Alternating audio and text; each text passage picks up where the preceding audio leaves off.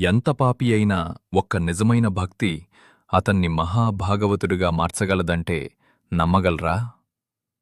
ఒకప్పుడు అడవిలో మృగారి అనే క్రూరమైన వేటగాడు ఉండేవాడు. అతని ఆనందం జంతువులను చంపడంలోనే ఉండేది. కాని అతను పూర్తిగా చంపేవాడు కాదు. అరమరణ స్థితిలో వదిలేసి వాటి బాధను చూసి ఆనందించేవాడు. ఒకరోజు అక్కడికి దేవర్షి నారద మహర్షి వచ్చారు. చుట్టూ బాధతో కొట్టుమిట్టిట్టాడుతున్న జంతువులను చూసి నారదుడు తీవ్రంగా బాధపడ్డాడు. ఆయన మృగారిని పిలిచి అడిగాడు, నీవు ఎందుకు ఇలా క్రూరంగా బాధపెడుతున్నావు? వేటగాడు నవ్వుతూ చెప్పాడు, ఇది నా తండ్రి నేర్పిన పని. దీనివల్లే నేను జీవిస్తున్నాను. అప్పుడు నారద మహర్షి అతనికి చెప్పారు, నీవు ఈ జంతువులకి ఇచ్చిన బాధ భవిష్యత్తులో నీకే తిరిగి వస్తుంది. ఆ మాటలు మృగారి హృదయాన్ని కదిలించాయి. అతనడిగాడు, అయితే నేను ఎలా మారాలి?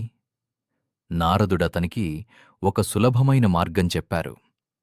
నీ విల్లును విరిచివేయి, భగవంతుని నామాన్ని జపించు, తులసి మొక్కను సేవించు, భక్తులతో సత్సంగం చెయ్యు.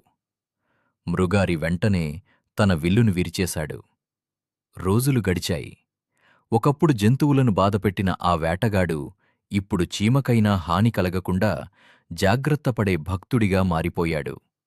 తర్వాత నారదుడు మళ్లీ అతన్ని చూడటానికి వచ్చినప్పుడు మృగారి నేలపై ఉన్న చీమలను తొక్కకూడదని జాగ్రత్తగా నడుస్తున్నాడు.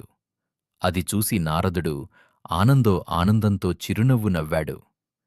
ఎంత చెడ్డగతం ఉన్నా భగవంతుని భక్తి మనిషిని పూర్తిగా మార్చగలదు. ఒక్క మంచి సత్సంగం, ఒక్క నిజమైన హరినామం జీవితాన్ని మార్చటానికి చాలు. హరే కృష్ణ.